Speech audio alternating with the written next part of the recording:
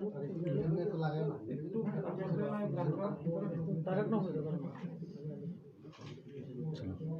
करें।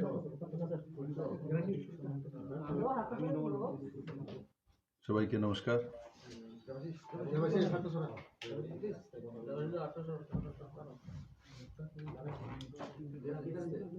আদরণীয় নির্মলা সীতারামন জি দেশের অর্থমন্ত্রী দ্বারা আজকের এই লোকপ্রিয় এবং ভবিষ্যতের দিকে সুন্দর ভবিষ্যৎ কৃষক, নজওয়ান, মহিলা আর তার সঙ্গে সঙ্গে ইনফ্রাস্ট্রাকচারাল ডেভেলপমেন্ট ও ট্যাক্স না বাড়িয়ে এই কোভিডের পরিস্থিতিতেও সুন্দর বাজেট প্রস্তুত করার জন্য আমি প্রথমেই মাননীয় প্রধানমন্ত্রী শ্রী নরেন্দ্র ভাই মোদী এবং নির্মলা সীতারামন জিকে অনেক অনেক ধন্যবাদ জানাই। আজকে যে বাজেট সেটা ডিজিটাল বাজেট ছিল, পেপারলেস বাজেট প্রস্তুত করেছেন উনি। সেটাও ভারতবর্ষের জন্য ঐতিহাসিক বিষয়। এই বাজেটের মূল যে বিষয় সেটা হচ্ছে আগামী 25 বছর যাবৎ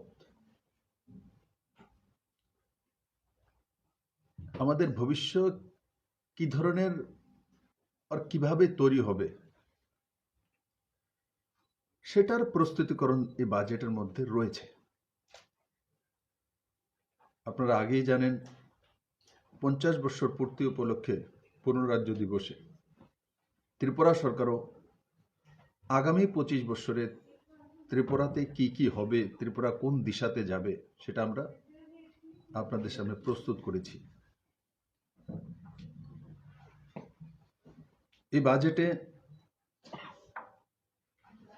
যেমন মাননীয় প্রধানমন্ত্রীজি আগেই কিষাণ সম্মান নিধির মাধ্যমে কৃষকদের জন্য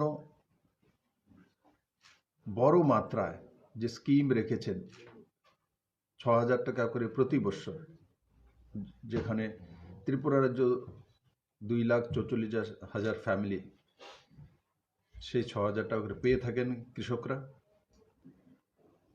আর এমএসপি যেটা এই সরকার আসার পর এমএসপি ত্রিপুরাতে লাগু হয়েছে, আর মিনিমাম সাপোর্ট প্রাইসে কৃষকদের জন্য এই বাজেটে 2.37 লাখ করোড় 2.37 কোটি টাকা মিনিমাম সাপোর্ট প্রাইসের মাধ্যমে কৃষকদের কাছ থেকে ক্রয় করা হবে। সেই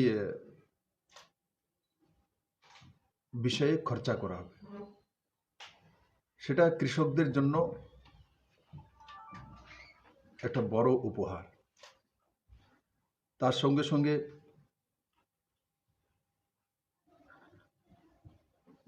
পিএম হাউজিং যে স্কিম আমরা দেখেছি ত্রিপুরাতে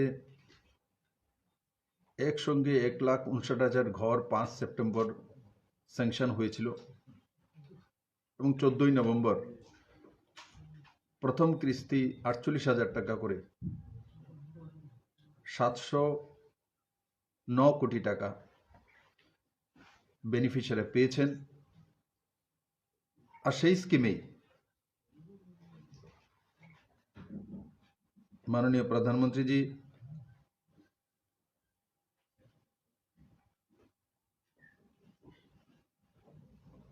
$48,000 কোটি টাকা ব্যয় করে 80 লাখ আরও প্রধানমন্ত্রী আবাস যোজনা ঘর ভারতবর্ষের বিভিন্ন প্রান্তে দেয়া হবে। তো একদিকে এমএসপি বড় মাত্রায় বিনিয়োগ, প্রধানমন্ত্রী আবাস যোজনায় 48,000 কোটি টাকা আর জল জীবন মিশনের মাধ্যমে প্রতি ঘরে জল পৌঁছানোর যে প্রক্রিয়া ত্রিপুরাতেও চলছে, আপনারা সে বিষয়ে অবগত রয়েছেন। সেখানেও 60,000 কোটি টাকা। তো এই বাজেট যে প্রস্তুতিকরণ করা হয়েছে, বাজেটে বিস্তারিত অনেক কিছু রয়েছে, কিন্তু আমি যেই বিষয়গুলি প্রথম তুলে ধরতে চাইছি আপনাদের সামনে, যে আম জনতার জন্য যেটা গ্রামীণ অর্থনীতিকে সশক্তিকরণ করা হয়, আম জনতাকে সশক্তিকরণ করা হয়, সেই দিশাতে মাননীয় প্রধানমন্ত্রীজি এই বাজেট প্রস্তুতিকরণে মাধ্যমে তুলে ধরেছেন। হাইওয়েতে 25,000 কিলোমিটার এক্সপানশন। আমরা ত্রিপুরাকে দেখেছি একসময় 1,200 কোটি টাকার কাজ হতো ত্রিপুরাতে এক বছরে ন্যাশনাল হাইওয়েতে। আজকাল প্রায় 11,000 কোটি টাকার কাজ চলছে। ও স্বাভাবিকভাবে এই যে 25,000 কিলোমিটার রাস্তা নির্মাণ হবে ভারতবর্ষ ব্যাপী, তো আমাদের ত্রিপুরাও সে থেকে বাদ যাবে না। ও নর্থ ইস্টের জন্য এমনি তো আলাদা করেও এনইসিকে 1500 কোটি টাকা বরাদ্দ করা হয়েছে নর্থ ইস্টের রাজ্যগুলোকে আলাদাভাবে সাহায্য করার জন্য। পিএম গতিশক্তি, মাননীয় প্রধানমন্ত্রী যে ড্রিম প্রজেক্ট, 16টি ডিপার্টমেন্ট নিয়ে এই বাজেটের মধ্যে ক্লিয়ারিটির সঙ্গে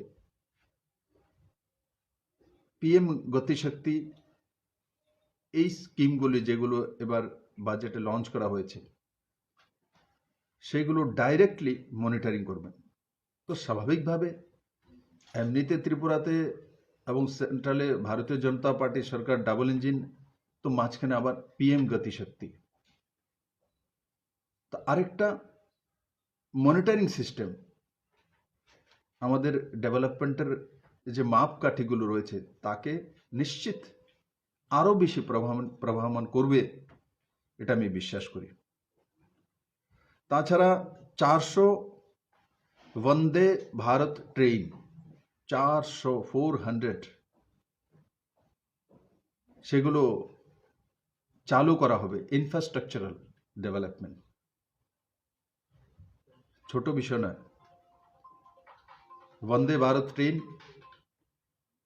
और বেটার ফ্যাসিলিটির সঙ্গে আর আগামী 3 বছরের মধ্যে সেটা ভারতবাসীর কাছে উপহার দেওয়া হবে।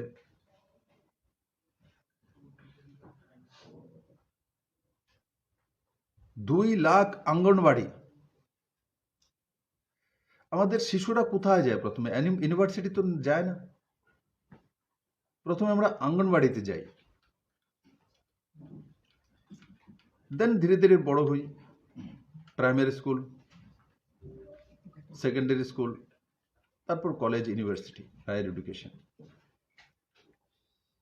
অঙ্গনবাড়ি আপগ্রেডেশন করার জন্য, অঙ্গনবাড়ি কেন্দ্র আমাদের কাছে আছে, আমরা জানি সবাই, তাকে আপগ্রেডেশন করার জন্য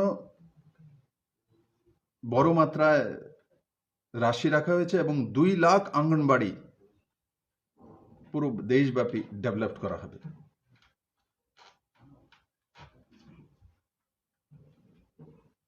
আত্মনির্ভর ভারতের মাধ্যমে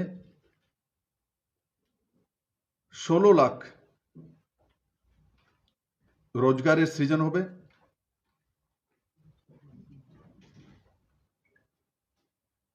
আর মেক ইন ইন্ডিয়ার মাধ্যমে 60 লাখ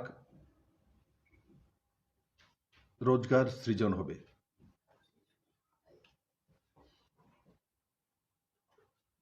এই বাজেটে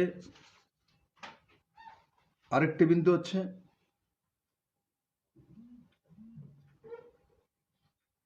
যে কেমিক্যাল বেসড যে এগ্রিকালচার আছে তা থেকে ধীরে ধীরে মুক্ত হয়ে ন্যাচারাল ফার্মিং, ন্যাচারাল ফার্মিং আমরা লক্ষ্য করেছি, প্রয়োগ করা হয়েছে গুজরাতে এবং হরিয়ানাতে, যে ন্যাচারাল ফার্মিং কেমিক্যাল ফার্মিং এর চাইতে অনেক বেশি সাকসেসফুল, এবং এই বাজেটে সেটা লক্ষ্য করা গেছে।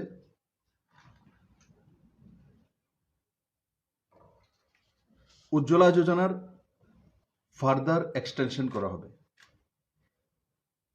আরো 1 কোটি উজ্জ্বলা যোজনার মাধ্যমে মায়েদেরকে নিউ কানেকশন দেওয়া হবে।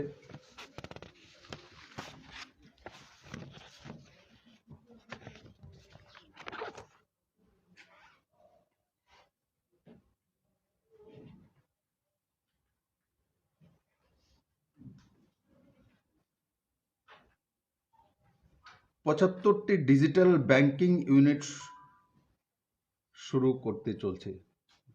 75 ডিজিটাল ব্যাংকিং ইউনিট, সেটা নিউ ইন্ডিয়ার জন্য এটা বড় পদক্ষেপ।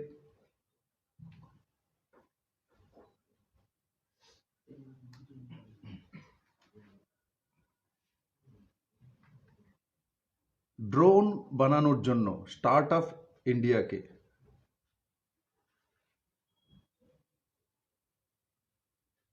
অগ্রাধিকার দেওয়া হয়েছে। আপনারা জানেন আমাদের যে পাট্টা ল্যান্ড রয়েছে জনজাতি অঞ্চলে, আমরা যারা 1,30,000 কাছাকাছি দিয়েছি, আমরা অ্যাপ তৈরি করেছি, মোবাইল অ্যাপ, আগেই আপনাদের সামনে প্রস্তুতিকরণ করেছি, সেটাও ড্রোন টেকনোলজিতেই করেছি। আজকাল ভারতীয় বিজ্ঞানীরাই 30 থেকে 35 কিলো নিয়ে ড্রোন চলে যায়, পৌঁছে দেয়, তার ব্যবস্থা ভারতবর্ষ হয়েছে। তো সেই দিশাতে এই বাজেটে আমরা ড্রোন টেকনোলজির বিষয়ে স্টার্ট আপকে অগ্রাধিকার দিয়ে সেই জায়গা পৌঁছানোর ব্যবস্থা করা হয়েছে। ফল সবজি কৃষকদের জন্য গ্রিন ভেজিটেবল এবং ফ্রুটস, তার মধ্যে যাতে বড় মাত্রায় কৃষকরা যেতে পারে তার ব্যবস্থা এই বাজেটে রয়েছে।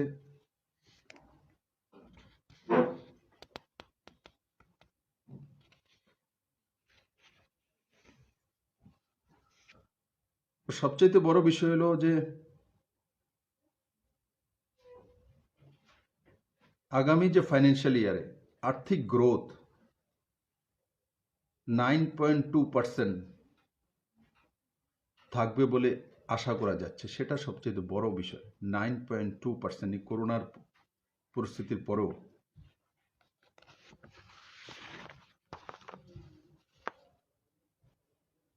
ডিফেন্সে, যেটা একসময় ডিফেন্সে আমরা জানি যে বড় মাত্রা বাজেট আমাদের আছে, থাকে, মাননীয় প্রধানমন্ত্রী নরেন্দ্র মোদী একে আরো বাড়িয়েছেন। কিন্তু একসময় আমরা দেখতাম যে ডিফেন্সের সম্পূর্ণ বাজেটেই অস্ত্র বা কোনো কিছু ক্রয় করা বিদেশ থেকে, এবং মেনটেনেন্স পর্যন্ত বিদেশের কোম্পানির দ্বারাই হতো। বড় মাত্রায় আমাদের ধনরাশি বিদেশে চলে যেত। এই বাজেটে আমরা এটাও লক্ষ্য করেছি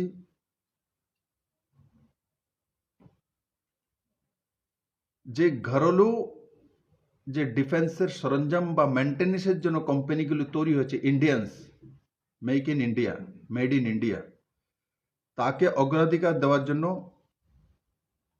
ক্যাপেক্স ঘরেলু কোম্পানির জন্য রাখা হয়েছে 65%। সেটা ভারতীয় ডিফেন্সের সামগ্রী তৈরি করার যে কোম্পানিগুলি রয়েছে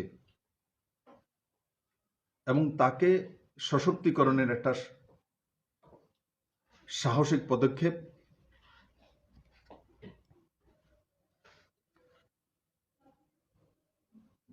একটা রাজ্যের বা দেশের জিডিপি কিসের উপর নির্ভর করে? যেটা আমরা বলছিলাম যে আগামী দিনে এটা 9.2% হওয়ার, এই বাজেটে সেটা রয়েছে যে capital expenditure 7.5 lakh crore, 7.5 lakh crore capital expenditure এই বাজেটে রাখা হয়েছে।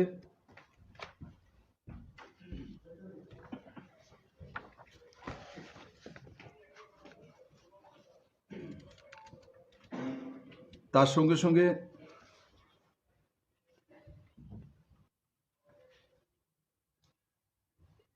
দুই হাজার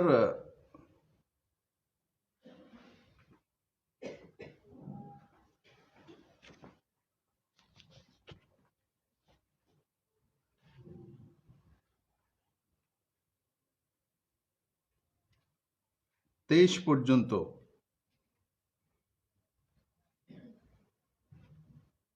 আরবিআই মাধ্যমে ডিজিটাল কারেন্সির দিকে যাওয়া এই বাজেটে পরিলক্ষিত হয়েছে।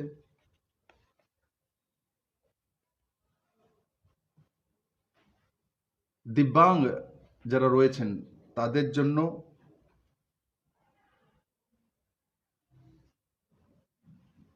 ট্যাক্সে রিল্যাক্সেশন এই বাজেটে রয়েছে।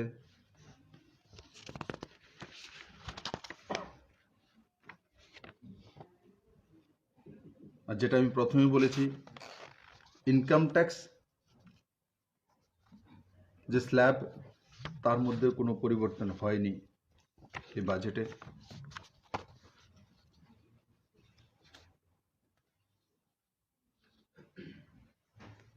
যেটা আমি বলছিলাম যে ক্যাপিটাল এক্সপেন্ডিচার 7.54 লাখ crore 2022-23-এ, তার মানে আগের চাইতে ক্যাপিটাল এক্সপেন্ডিচার 35% বাড়ানো হয়েছে। 35% ক্যাপিটাল এক্সপেন্ডিচার।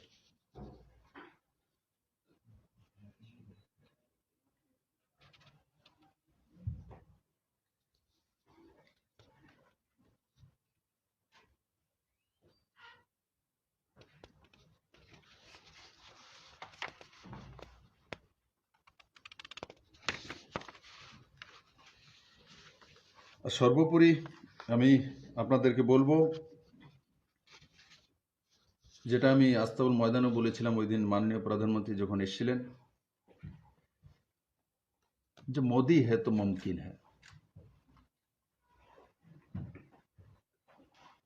আপনাদের কাছে আসার আগে আমি দেখছিলাম আপনাদের মিডিয়াতেই, ইলেকট্রনিক্স মিডিয়াতে, বাজেট প্রস্তুত করার আগে থেকে শেয়ার বাজার আপে যাচ্ছে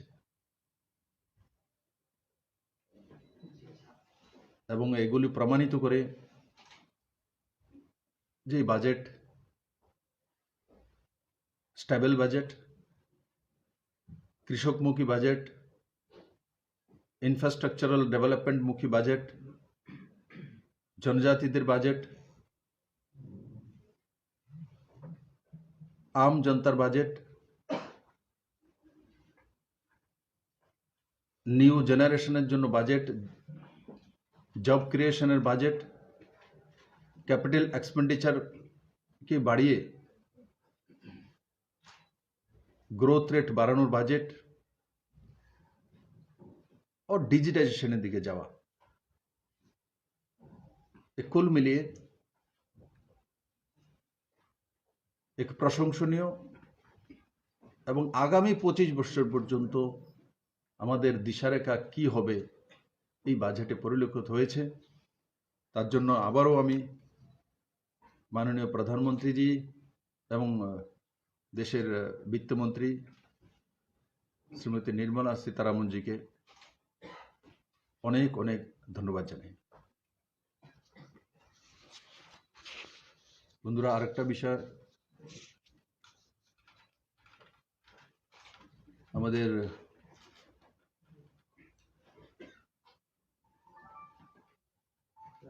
অ্যাসেম্বলির প্রাক্তন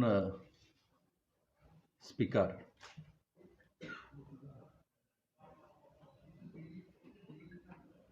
রবীন্দ্রনাথ মহোদয়ের যে প্রয়াণ হয়েছে তার জন্য আমি অত্যন্ত মর্মাহত। উনি 2003 থেকে 2018 পর্যন্ত 15 বছর স্পিকারের ভূমিকায় ত্রিপুরা বিধানসভাকে প্রামাণিকতার সঙ্গে পরিচালনা করেছেন। আমরা সবাই অত্যন্ত মর্মাহত। দীর্ঘদিন যাবৎ উনি ডায়ালিসিস নিচ্ছিলেন। ওনার পরিবারের সঙ্গে আমার পরিচয় আছে। আমি ওনার আত্মার শান্তি এবং সদ্গতি কামনা করি। ওনাদের পরিবারের প্রতি সমবেদনা ব্যক্ত করছি এবং উনি একটা লম্বা সময় বিধায়ক ছিলেন। 15 বছর তো স্পিকার ছিলেন, কিন্তু বিধায়ক ছিলেন 3 দশক। তো স্বাভাবিকভাবে আমরা একজন বয়োজ্যেষ্ঠ এবং পরিপক্ক রাজনীতিবিদকে হারিয়েছি।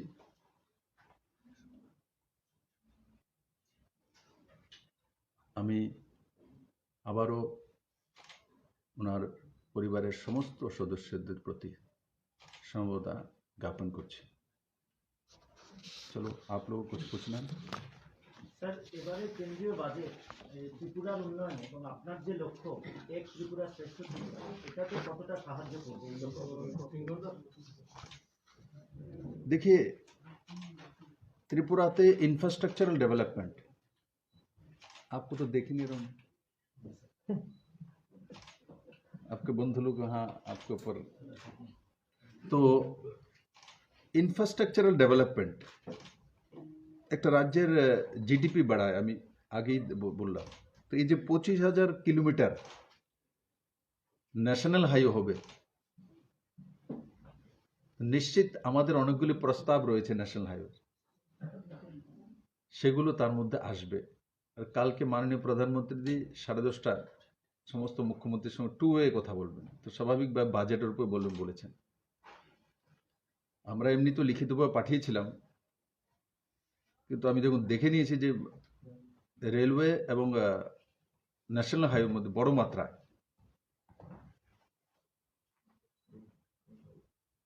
বাজেটে রাশি রাখা হয়েছে, স্বাভাবিকভাবে আমাদের যে 25 বছরের যে রূপরেখা আমরা তৈরি করেছি, সেটার মধ্যে বিশেষ করে ইনফ্রাস্ট্রাকচারাল ডেভেলপমেন্টের বিষয় আছে। তো স্বাভাবিকভাবে ন্যাশনাল হাইওয়ে এবং আমাদের রেলের কতগুলি প্রজেক্ট আছে, alternative railway line, Belonia to বাংলাদেশে বিলুনিয়া পর্যন্ত লাইন, পেচারতল ধর্মনগর কৈলাসহর লাইন, এগুলো আমরা পাঠিয়েছি সময়ে সময়ে কেন্দ্র সরকারের কাছে। আমাদের অল ইন্ডিয়া মেডিকেল ইনস্টিটিউশনের জন্য আমরা লিখেছি যে এজিএমসি বা টিএমসিতে যাতে দেওয়ার পারমিশন দেওয়া হয়। কারণ কি, ফ্রেশ এইমস করা অনেকটা সময় সাপেক্ষ। আগে এইমসের যে প্যারামিটার ছিল সেগুলোর মধ্যে গ্রিন ফিল্ডেই তৈরি করা হতো, এটাই প্যারামিটার। এখন কিছুটা হয়তো বা চেঞ্জ করছে, আমি যতটা জানি। তো স্বাভাবিকভাবে আমাদের টিএমসি হোক আর জিবি হসপিটাল হোক, তো এইমস আমরা নিয়ে আসলে নিশ্চিত যেভাবে ত্রিপুরাতে হেলথ ইনফ্রাস্ট্রাকচার এবং হেলথের যারা রয়েছেন, ডাক্তার থেকে নিয়ে আমাদের হেলথ কর্মীরা একের পর এক, চাहे কার্ডিওতে হোক আর নিউরোসার্জিতে হোক আর বাকি সব ডিপার্টমেন্টে ভালো কাজ করছে, প্রশংসনীয় কাজ করছে। আমি আশা করি এই বাজেটের মাধ্যমে ত্রিপুরা অনেকাংশে লাভান্বিত হবে। স্যার, আরেকটা প্রশ্ন, যে আমাদের ত্রিপুরা রাজ্যের কৃষকরা তো ইতিমধ্যে আমাদের বিভিন্ন নাম কুড়িয়েছে সারা বিশ্বে। তো এই যে ন্যাচারাল ফার্মিং, এই বিষয়টা আমাদের ত্রিপুরা রাজ্যের কৃষকদের কেমন সাহায্য করবে? নিশ্চিত ভালো প্রশ্ন করেছেন আপনি। ন্যাচারাল ফার্মিং এর বিষয়ে হয়তো আমরাও সবাই সঠিকভাবে জানি না, পুরো তথ্য আমার কাছে নেই। একখানা গাই দিয়ে 1 একর জমিন চাষ করা যায়।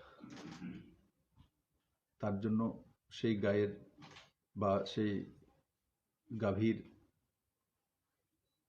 থেকে যা যা মলমূত্র এভরিথিং কাজে লাগিয়ে সেটা করা যেতে পারে।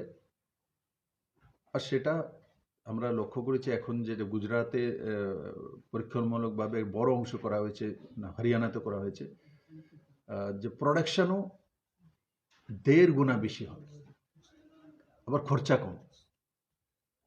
তো আমরা ত্রিপুরা তো ন্যাচারাল ফার্মিংয়ের দিকে যাব, আমাদের বাজেট আসবে, আমি কথা বলবো এগ্রিকালচার মিনিস্টার এবং ফাইন্যান্স মিনিস্টারের সঙ্গে, যে ত্রিপুরা তো আমরা ন্যাচারাল ফার্মিংয়ের দিকে যাব। এমনি তো দেখুন ত্রিপুরাতে ন্যাচারাল ফার্মিং আছে, পাইনঅ্যাপল যেটা রয়েছে এটা ন্যাশনাল ফার্মিং, তার মধ্যে কোনো কিছু দেওয়া হয় না। তো কাঁঠাল হোক, আমাদের ফ্রুটসগুলো যে কাঁঠাল হোক, পাইনঅ্যাপল হোক, এগুলো সব ন্যাচারাল ফার্মিং। তো বাস তার একটা মানে ডিক্লারেশন। তো নিশ্চিত ন্যাচারাল ফার্মিং একটা আমাদের জন্য খুব সুন্দর ভবিষ্যৎ নিয়ে আসবে। কারণ কি, কেমিক্যাল ফার্মিংয়ের পর জমির কি অবস্থা সেটা পাঞ্জাব দিয়ে প্রমাণিত হয়।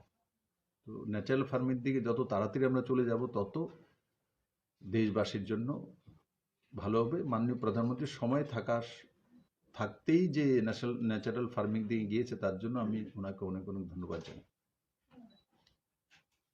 একটা বিষয়, যে প্রাইম মিনিস্টার কি কালকে কথা বলেছে সিএম এর সাথে? আগামীকালকে বলবে 10:30 সকাল সকাল, মানে এজেন্ডা কি, মানে সাবজেক্ট বাজেট। আমার একটা অন্য বিষয়ে প্রশ্ন ছিল।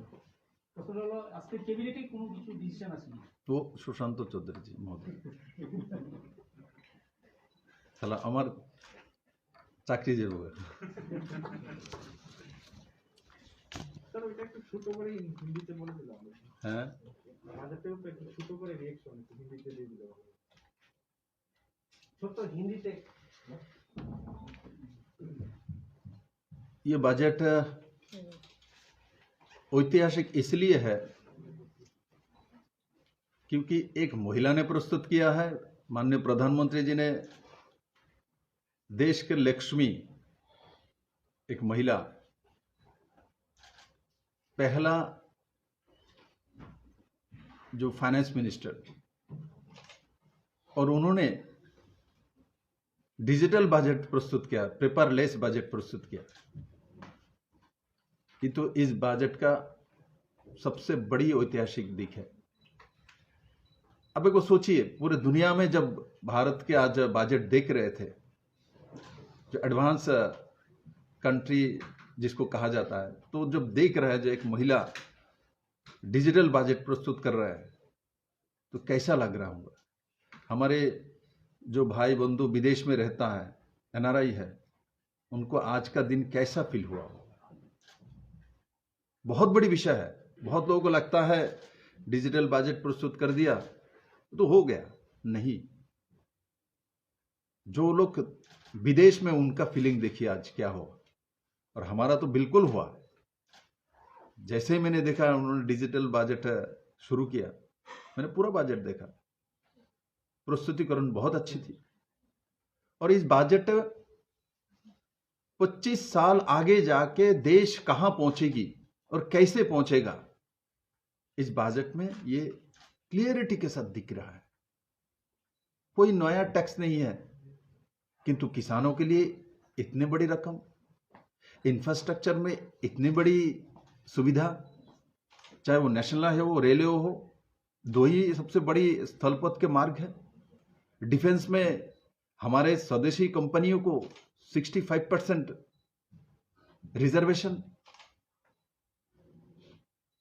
और साथ ही साथ पीएम गति शक्ति के माध्यम से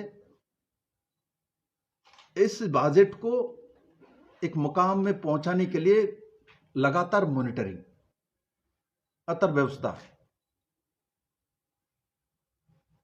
ये बजट महिला केंद्रिक है, नौजवान केंद्रिक है।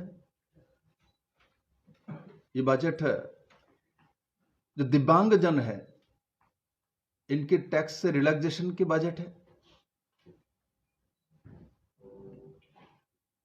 और ओवरऑल डेवलपमेंट, जो जीडीपी का कल्पना किया गया अगले साल क्या हो सकता है, 9.2%, ये कोविड के रहते हुए भी, तो ये बजट से प्रमाणित तो है जो भारत आत्मनिर्भर है, सशक्तिकरण की तरफ जा रहे हैं और डिजिटल इंडिया, न्यू इंडिया, माननीय प्रधानमंत्री जी का जो दिशा है इस बजट में वो दिशा दिखती है। मैं दोबारा माननीय प्रधानमंत्री जी एवं वित्त मंत्री महोदय को इस जो चलमान बजट, भविष्य को देखने वाले बजट, बनाने वाले बजट, इसलिए मैं उनको बहुत बहुत बधाई देता हूँ। आपका बजट से थोड़ा अलग है पर बजट रिलेटेड ही है। पीटीएडीसी में जो अभी मैं इंटरव्यू किया था तो उनका ये कहना कि त्रिपुरा गवर्नमेंट से जो फंड जाता है थोड़ा लेट जाता है इसलिए, पर उन्होंने थैंक्स भी दिया कि आपने जो हॉस्पिटल के लिए फंड दिया उससे उन्होंने ऑलरेडी डेवलपमेंट हो गया और काम भी चल रहा है। तो इसको देखते हुए do you think this rat tapeism particularly due to the fund that does not reach on time, there should be some other policy so on time things reaches and overall development of the state can happen, because without the indigenous people development cannot take place. देखिए, indigenous people सिर्फ ADC में खुमलोंग में रहता है ऐसा नहीं, वहाँ से ज़्यादा सेक्रेटरीट में है। मेरे कितने प्रिंसिपल सेक्रेटरी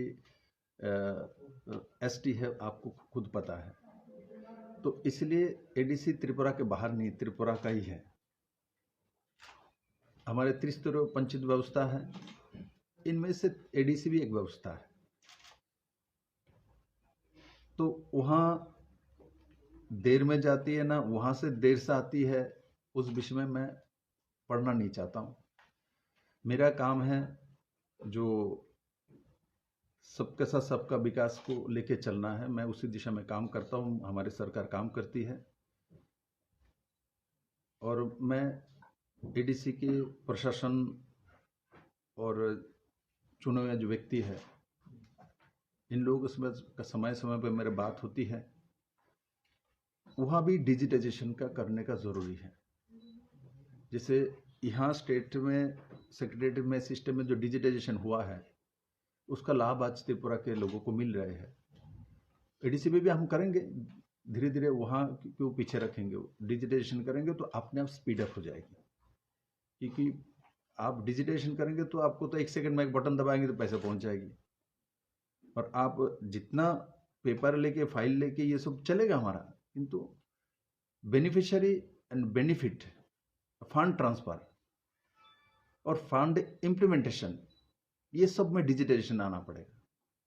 यही सब फिजिकली जब तक रहेगा, ट्रांसपेरेंट सिस्टम नहीं रहेगा तो इसमें रुकता है। तो इसमें हम लोग काम करेंगे। चलिए।